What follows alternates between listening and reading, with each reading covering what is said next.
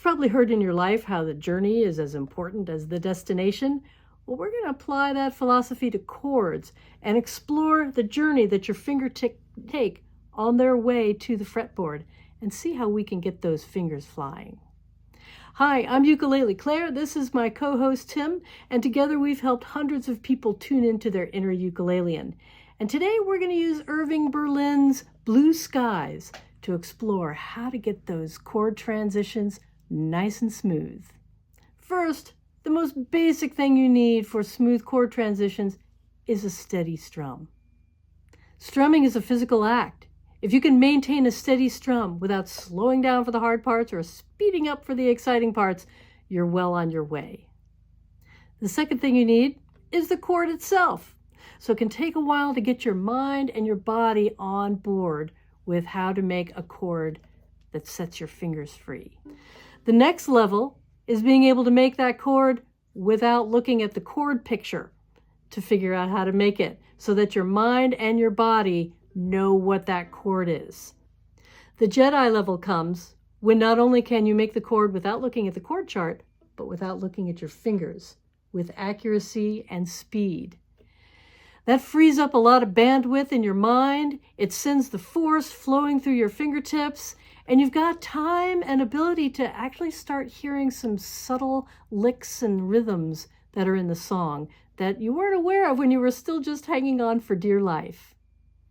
The thing that can tie all these concepts together is something I call the chord journey. We're going to see how it truly is as important as the destination of your fingertips on the fretboard. When you give your fingers time to map out that journey on the fretboard, they'll reward you by learning more quickly how to get to that chord cleanly and efficiently. Go ahead and grab a C chord. You probably could just automatically. You never forget your first chord. That's the goal that we want to achieve for all of our chords, to just think of the chord and just grab it quickly without having to think about it. That kind of nonverbal, tactile knowledge of what the chord feels like is what we're going for. The first thing I do when I'm cracking into a song is to see what chords I'm going to be working with. You'll see the D7 is represented with some white dots. That's because it could be done as a bar chord or as a two-finger chord. And I kind of like that sound better for this song, so that's the one that I'm going to be working with. You can make the chords any way that works for you. Just make sure that it truly is an improvement over the standard fingerings.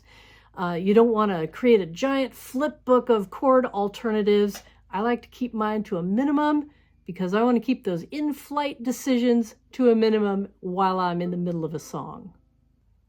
Our first chord transition is A minor to D7. Take a look at the chord charts and see if they share any fingering spots on the fretboard. They both share this A minor position. And look at this. My ring finger's hanging out right over where the D7 would go. So boom, that's an easy one. Now for the D7 to C transition, and you'll see a little bit more how the chord journey works. So all I have to do is move my ring finger down a string and down a fret space. But look how my hand moved ever so slightly to help that ring fingertip make it down to the bottom string 3rd fret. I didn't just leave my hand and try to stretch it unnaturally. One of the ways that I like to explore this is to go slow-mo, and I mean hyper slow. So I can watch kind of in wonder at how many micro movements it takes for my hand to go back and forth, and that subtle hand shift. Even just a slight little kicking my elbow out a little bit helps pivot my hand into the right place to get to that C. And when your hand directly interprets what your eyeballs are seeing and keeps the language center out of it, that keeps your mind from having to go, let's see, I want to move my ring finger to the bottom string, 3rd fret. You don't have time for that. Plus, your mind is busy on other things. So you want to try to get that relationship between what your eyeballs are seeing and what your fingers are doing. You really want to work on that direct communication. By the way, if this video is useful for you, if you want to help others find the information who might be also looking for it, click like and subscribe. And also I invite you in the comments section to let me know if there are any other ukulele topics that you would like me to do a video on. One way to get to where your body is in charge of making chords and strumming is to bore your mind silly, and you can do this by working with a metronome. You don't have to have a physical metronome. You can find one just by Googling metronome, or you can download one on your smartphone. There are lots of apps. I use MetroTimer, but there are tons of free apps that work really well. So we're going to try this with our A minor, D7, and C chords to see how this exercise can work. So I'm going to set the metronome to 100 beats a minute, and I'm just going to synchronize myself to the beat.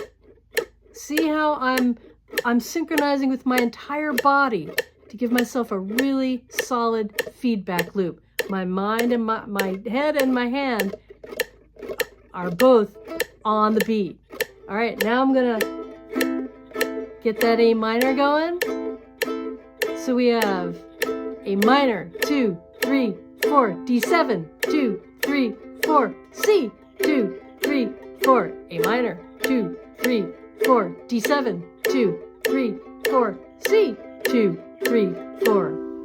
So you just keep going like that. Go faster if you can, go slower if you need to, because that gives your hand a luxury of time to map its way from chord to chord in a relaxed state, not in a panic. If your finger dance happens, that means you're asking your fingers to go too fast. They're having to process more information than they're able to right now. So slow it down, practice slowly, and know that the more slowly you practice, the more quickly you become a faster player. On to the next chord transition. We've got A minor to D minor. Take a look at the chord charts. See how they share the A minor position again? All you have to do is park your ring finger behind your middle finger, curl your index finger up really tightly onto the first fret of the E string, and you got it. Some people take longer than others to learn the D minor. That can often be due to in-flight issues rather than landing. So in-flight means the journey that your fingers are taking towards that landing. See how one finger curls up tightly and the other two fingers stretch out like this? We didn't evolve to make the D minor. This is a whole new move for your body. So what you could do, as with any giant obstacle, break it up into smaller pieces and start working away at the pieces. For example, maybe just start working with that finger curl first. Just get that down. Then maybe glue those fingers together in midair and make that landing with just those fingers. Then, when they've all finally figured out what they're supposed to be doing, boom, you can get them to land all at once. Now let's work backwards from the landing. I'm just going to barely squeeze. I'm barely squeezing. But I'm trying to get them to land all at once. And oops, this finger's wandering down to the 3rd fret. I may need to adjust how I'm holding this and increase awareness in those spots where I need to make sure those fingers are learning how to do this little dance. Then I might bring the fingers up for a bigger bounce. And notice how, see, in midair, they're already starting to make that chord. Already, my index finger is making that curl. My middle and ring fingers are already gluing themselves together and reaching out. That shows that D minor is a familiar chord to them, and they have internalized and incorporated that chord into their catalog of known movements. All right, on to the next transition, D minor to G7. So we've got our D minor chord here. Take a look at the G7. Does it share any spots on the fretboard with the D minor? You bet. It's this curly index finger that it's sharing a spot with. Now I need to figure out the most efficient way to get these two fingers from the top two strings to their strings to make that G7. So we're just going from the D minor, we're lifting and separating and landing. So however that works in your in-flight training scenario, that's how you want to get those fingers to make that jump. For the C chord that's coming up next, after the G7, all you have to do is slide home on your ring finger to that C position, and then you're bouncing to your middle finger back to the A minor, and we're back to familiar territory. The F minor comes right after the C. And what does the F minor and the C have in common on the fretboard? The C. So all I need to do is get these two fingers to sort of up and back and stretch into that position. That's a kind of a hard one. It's kind of a challenge. And I find that I've worked on this a long time, and it's a hard chord for my fingers. And so what I do is I've allocated one of my alternate fingerings to the F minor, so that when I see that it's going to follow a C, I'll make that C with my pinky. Then these two fingers are just already right up there. So they've got a little bit of a leg up because I'm starting on that pinky. It's much easier to make. I still make sure that I can do a decent job at getting to that F minor from the regular C fingering, because sometimes I just don't think of the alternative in time to be able to pull it off. So I just need to make that happen. So next comes the E7. It comes one beat after a C chord, and then it's followed one beat later by the A minor. So that's 3 chords in 3 beats.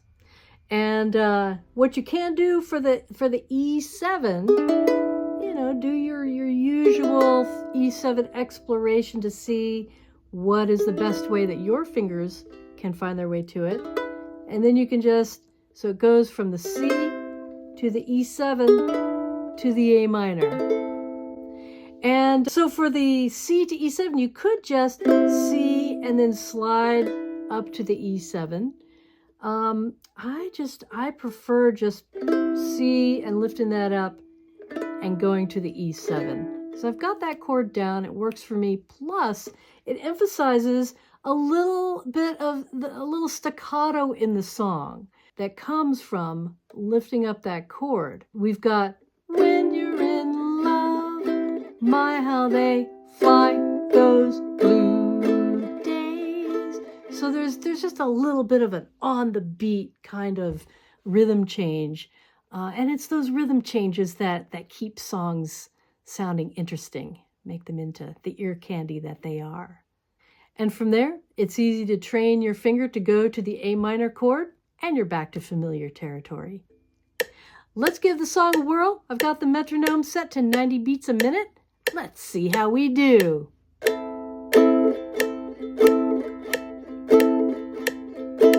Blue skies smiling at me, nothing but blue skies do I see. Bluebirds singing a song, nothing but bluebirds all day long. Never saw the sun shining so bright, never saw things going so right, noticing the days hurrying by. When you're in love, my how they fly those blue days, all of them gone, nothing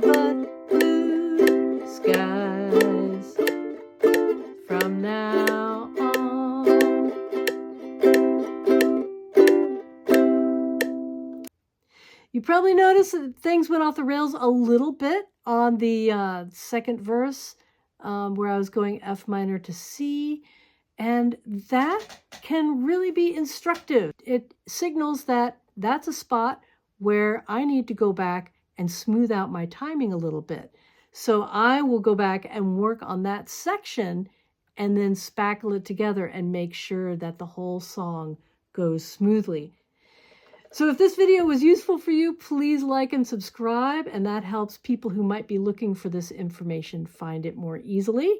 And pop a note in the comments section if there's another ukulele video you would like me to make. And thanks so much for watching. I'll see you next time.